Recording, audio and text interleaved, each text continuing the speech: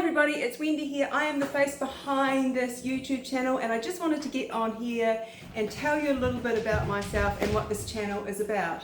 So instead of just sitting here kind of blah blah blah blah, I've got hubby over here, long-suffering hubby, and he's just going to ask me 10 quick-fire questions about my life, and that way you'll kind of get to know me a little bit better.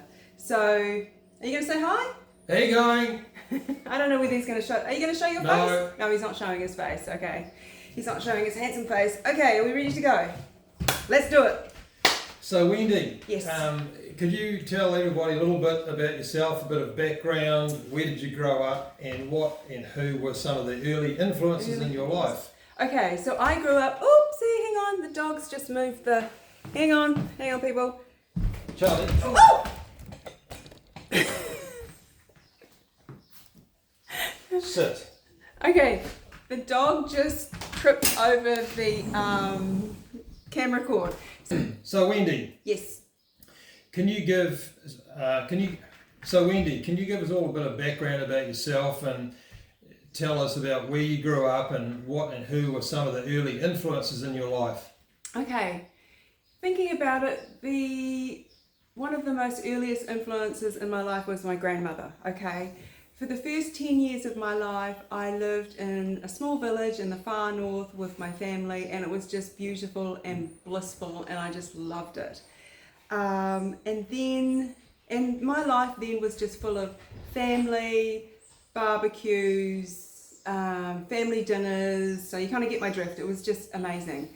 And then, unfortunately, my parents' marriage didn't last and they divorced, and we moved further south with a new stepfather. And I experienced a lot of loss in that time in my life. And after that, life changed. It was like rugby clubs, netball courts, community work.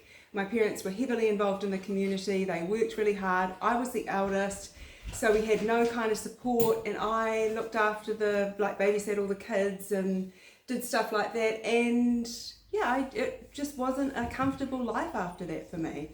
And just to be clear, I don't blame any of my parents for that. I know I came to Earth to experience that and to learn from that. So yeah, that was my early life. Cool. Yeah. So then, what's one interesting thing that very few people know about you that's had a significant influence on your life that happened or started in those early years?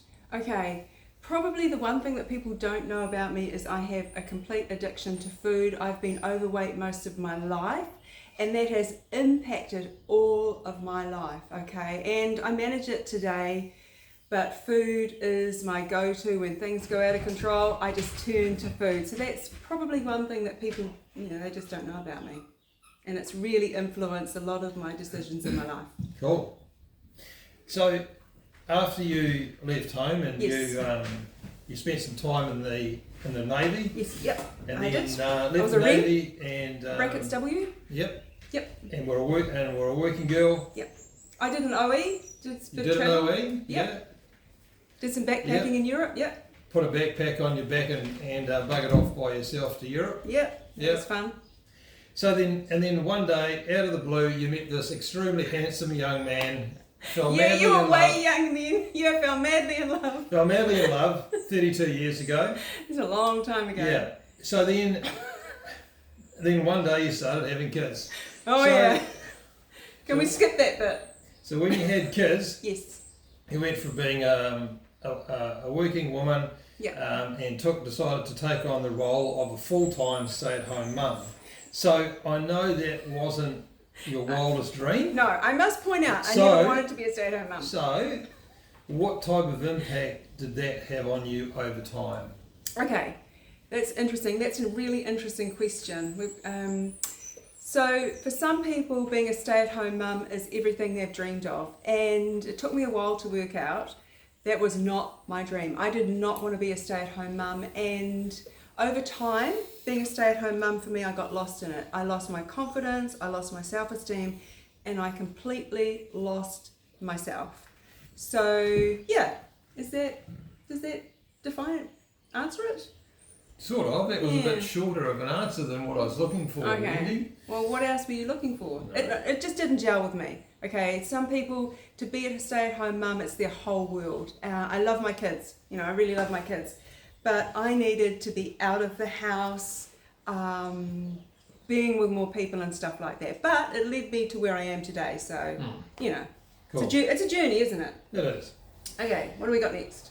Well, let's have a think about this. So, when and how did your spiritual gifts start to emerge? Did you start to notice subtle things happening, or was it a bit jarring? No, it was very jarring. So what happened, our daughter, she got very unwell and the prognosis was not good, and my life literally fell apart. And that was, how long ago was that? Can you remember? How many years? 23 years ago. Okay, 23 years ago. 2001. 2001, my life completely fell apart. And whatever I did, I just could not get myself back together. And, when you've got a really, really sick child, it just, as a mum, it just eats away at everything, doesn't it? So one day, I was just beside myself, thinking about it, going back there, I get a big knot in my stomach. I drove past the beach one day, and I felt like the beach called me to come and sit with it, and I did. And I know that sounds completely weird. It does sound weird, doesn't it? And then over the next few weeks, I had a huge spiritual awakening. I met my spirit guides at the beach. I saw my uncle that had just passed over, and everything changed from that moment on. And it's like this door appeared in front of me, and I walked through that door. I felt good walking through that door. I walked through the door, and everything changed. And I've never been have I ever been the same since? No, you're really fucking weird now. So one of the things I've noticed over the years with different people, particularly women that are spiritual, sometimes it tends to almost run in the family. So were there any other family members that had spiritual gifts? All of my family members have spiritual gifts, every one of them. But a lot of people choose not to come out and share those gifts in public, because that's a huge thing to do. I think it's more acceptable now to do that, but when I had a spiritual awakening all those years ago, you didn't even want me to come out and show my gifts, share my gifts. And my kids didn't want me to come out and share my gifts. So I believe all my family has spiritual gifts, but not a lot of my family are sharing them. Yeah. Cool. So moving on from that, so if we take a step back in time, so maybe how far? 10 years ago, okay, and we have a chat to Wendy of 10 years ago. Oh really? We don't want to have a chat to her. So who would we find? Who would we be talking to? You would be talking to a really different person. I don't like who I was 10 years ago. She was depressed. She did not like herself. She had a lot of blame going on. What else? She wasn't positive. She pretended to be positive to the outside world, but in here, she was really, really struggling with who she was. Even though she'd been through a spiritual awakening, she was still struggling. I love the version of myself I am today, and I have done a lot of work on myself to get here. So I don't even like talking to that part of myself anymore. Yeah. What do you think? Anything else you got to add? Yeah, no, it's interesting because what, I noticed at the time, and you touched on it before in the previous question, was I know I certainly struggled with it initially. And I think even going further back than 10 years ago, like 15, 20 years ago, I struggled with it, and I don't think it was probably as mainstream and as, in quotes, acceptable as it is today. So I think, I struggled with it, the kids struggled with it, therefore you struggled with it. Yeah. And it's only been like the passage of time that things have improved. That's right. And I just want to say one other thing, because I hid my spiritual light from the world because it wasn't really acceptable, and anyone that was out there really sharing their gifts, as you say, they weren't mainstream. So no, but the other thing was, this is about you, but I've certainly done a lot of work on myself, and one of the things that I think the point that you're at as well as myself is really not not being bothered about what other people think, what Exactly. other people's Oh, opinions I've still got a are. little bit of that because going online and stuff, but yeah, I'm a lot better at that. Yeah, but Yeah. fundamentally, you know, we probably both used to do things to seeking external acceptance rather than coming from within. That's true. Yeah, Okay, what do we got? Okay, What's the next so- question? Because we're in 10, I think we've done 10 minutes. that's We cool. just want to wrap So it up. what have- Charlie, don't not. So what have been the 3 biggest challenges that you've learnt on your spiritual journey, 3 biggest challenges. and what lessons have they taught you? What have you learnt from them? Okay, I think the first biggest challenge is that once you have a spiritual awakening, everything changes. Everything changes. And it is really difficult to accept that. And once you walk through that spiritual awakening door or the spiritual door, you can't go back. I've tried to get back through that door. There's no going back. So that has been the hardest challenge to accept. And the thing that I have learned is once you walk through that door, it is a gift. And you are to grab that gift and you are to walk forward with that gift. Okay? So the second thing, I'm trying to think about the second thing. The second biggest challenge is that every relationship that you have, every significant relationship you have in your life before and after a spiritual awakening is going to change. And you have to find a way to kind of navigate through those relationships. Like our relationship, it was really tough on our relationship. And my kids absolutely hated the new version of me. They would just be like, Mum, just shut up, don't say anything at the school gate, we don't want anyone to know that you are spiritual. And other members And other members of the well. family were exactly the same. So springboarding off that, it's just like you have to be yourself. You have to be proud that you have gone through this change and you have to embrace yourself because you have done a great job. Was that 3? Is that 2? That'll do. Oh, that'll do. So Oh, and the other thing I want to say is accept yourself. It's a challenge to accept the new version. I should have accepted myself years ago. Moving on. So one thing leading on from that is Yep. one thing that I've noticed is that as you've evolved spiritually, Yep.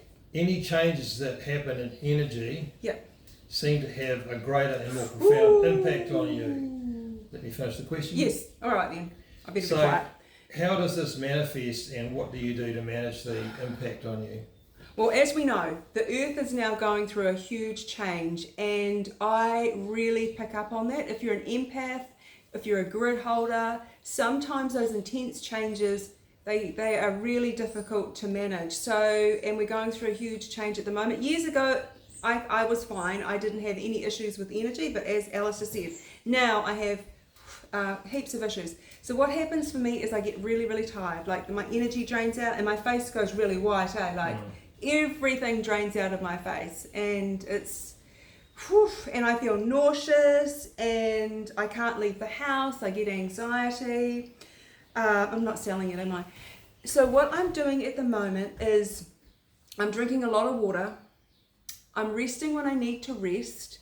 And the other thing I'm doing is I'm really embracing daily practice again. I got away with years of not having to do like meditation or grounding or anything like that. My go-to at the moment is grounding, because I think if I'm close to Mother Earth, she's going through these transitions and I'm going through with her.